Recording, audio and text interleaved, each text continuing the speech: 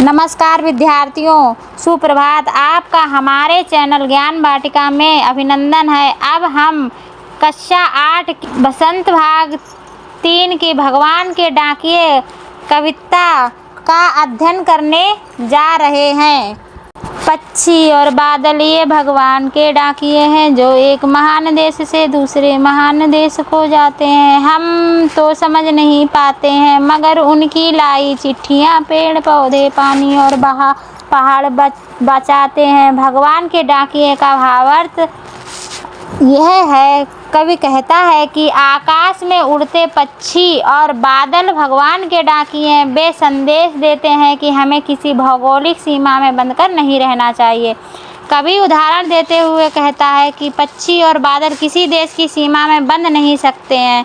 ये एक देश से दूसरे देश किसी भी भेदभाव या भय के आते जाते रहते हैं, परंतु हम उनसे कभी भी ये संदेश ग्रहण नहीं करते। जबकि प्रकृति में स्थित अच्छी तरह वे जानते हैं पक्षी इन सभी पर निर्भर होकर बैठते हैं, उड़ते हैं, बादल बरसते हैं। पक्षी और बादलों से यह सभी नवजीवन पाते हैं।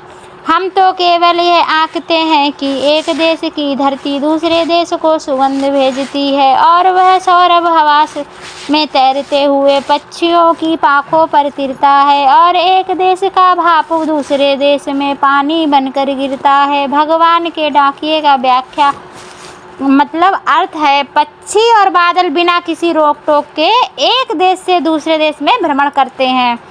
उनके इस आवागमन से मतलब है आने जाने से हम दूसरे देशों की गंध सुगंध का परीक्षण कर सकते हैं।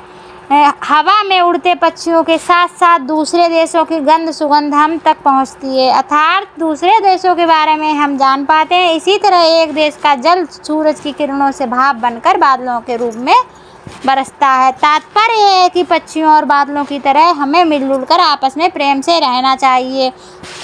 विद्यार्थियों, अब हम इस कविता के प्रश्न उत्तर अगले वीडियो में करेंगे।